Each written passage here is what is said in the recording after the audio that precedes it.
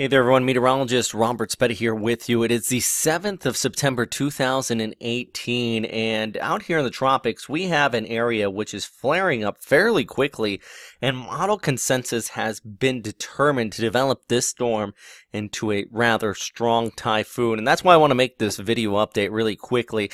This has been upgraded to a tropical depression, JTWC and JMA. Right now, 20 gusting to 30 knot winds, but how about this? 135 gusting to 165 knots, 5 days out according to the Joint Typhoon Warning Center. Right now, the name on this storm is 26W, but as you gathered from the title of this video, it is expected to become Tropical Storm Mangkhut in the next 24 hours out here as well. So the storm moving into an area of very favorable development. Talking limited amounts of vertical wind shear here with this. In fact, if you just put the wind shear map or wind shear analysis from the University of Wisconsin right over this, about 5 to 10 knots over right now, you have strong aloft, especially along the southern and northern periphery. And actually, that's what you see right in here. That is that outflow coming in from this, plus some pretty decent inflow coming in around the back side of the storm. So a lot of stuff really gunning for this storm to intensify. Number one question everybody has is, well, where is this going to go? Well, right now it is located out here well south of Wake Island, way towards the east, out actually closer to Chuuk. It is expected to intensify, and it usually follows the overall background flow, especially this far south. So we're talking about it passing around Guam, Saipan in the next 5 days. Beyond that, beyond the 5-day forecast of any tropical system, it gets fuzzy.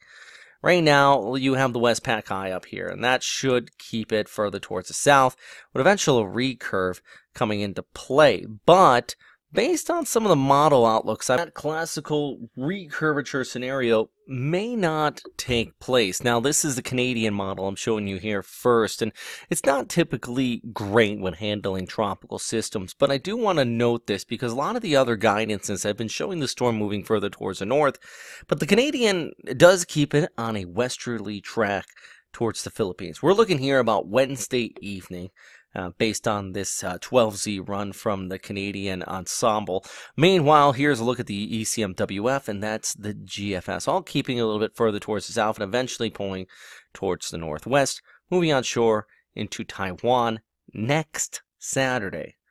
We're talking about a week and a half from now. There's the ECMWF. The CMC does not go out that far. It only goes out about 5 to 6 days.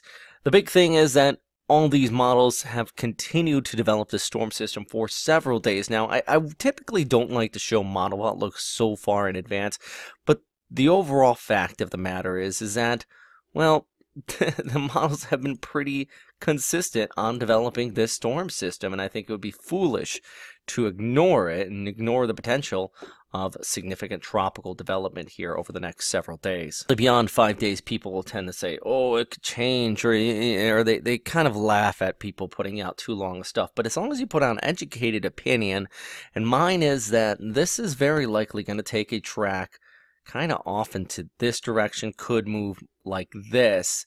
Want to keep an eye on it, but I do know in the next 5 days, Guam and Saipan very well could be dealing with a major typhoon on their hands, and eventually over towards Taiwan or the southwestern Japanese islands, and dare I say maybe even the northern Philippines, but I think it's going to be a little bit further towards the north.